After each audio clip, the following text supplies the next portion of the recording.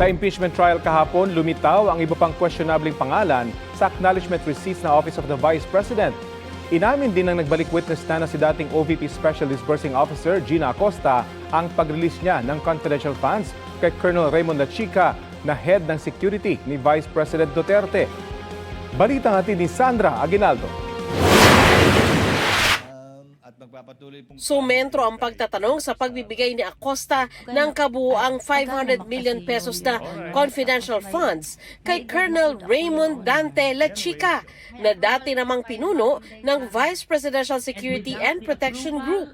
Sa kabila yan ng pagiging unbonded officer nito o yung hindi sakop ng fidelity bond na insurance na nagpoprotekta kung sakaling mawala ang pera. Si security officer na si Colonel Lachica, dili po siya banded, Your Honor. Pero ang accountable pa rin, Your Honor, ako gihapon, Your Honor. Nirelease ko po kay Colonel Lachica, Your Honor, kasi siya po ang tinalaga ng aming ng Vice Presidente na siya po ang security officer, Your Honor. Pero binigyang diin ni Attorney Amando Virgil Ligutan na hindi ito pinapayagan sa ilalim ng Section 6 ng 2015-01 Joint Circular ng Commission on Audit.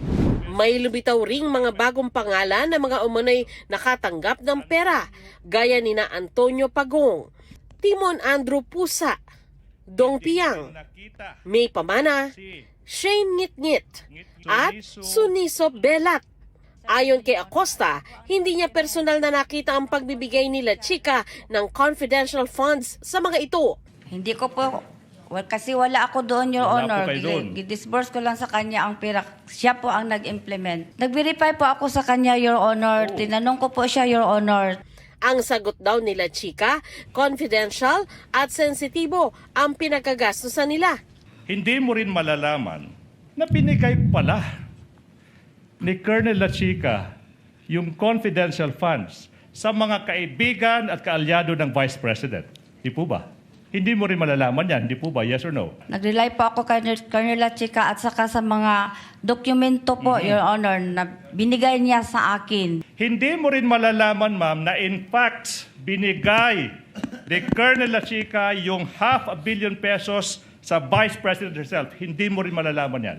Hindi ba ito isang scam o tahasang panlililang sa pera ng Your taong Honor. bayan? May we move to strike that last question, Your Honor, for being impertinent. The word scam is stricken from the record. Nang tanungin sa puntong ito ng defense lawyer, paulit-ulit na tanong ay kung tinatakda ba ito ng joint circular ng Commission on Audit. Require din po ba ng joint circular na pinagbabawal kayo mag-rely sa documents provided by a security officer?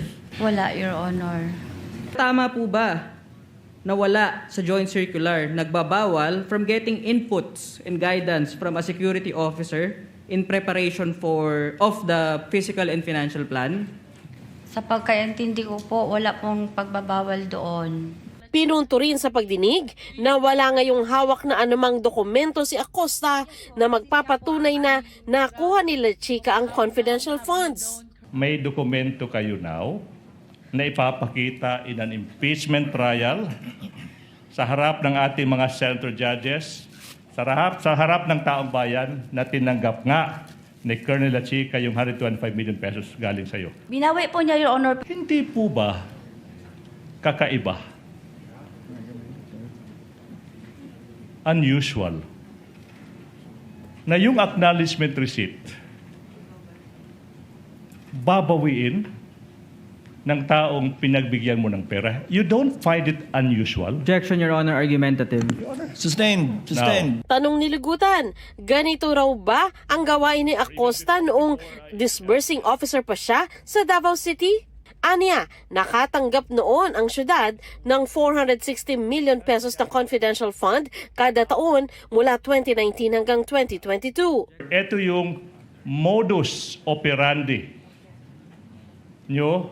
Binibigay mo yung confidential funds sa isang security officer, and then sabi mo, may acknowledgement receipt, pero binabawi ng pinagbigyan mo yung acknowledgement receipt, kaya hindi mo hawak. Tama po ba sa Davao City? Practice nyo doon. I will have to recall, Your Honor, kay matagal na po Yes, kasi okay. yun.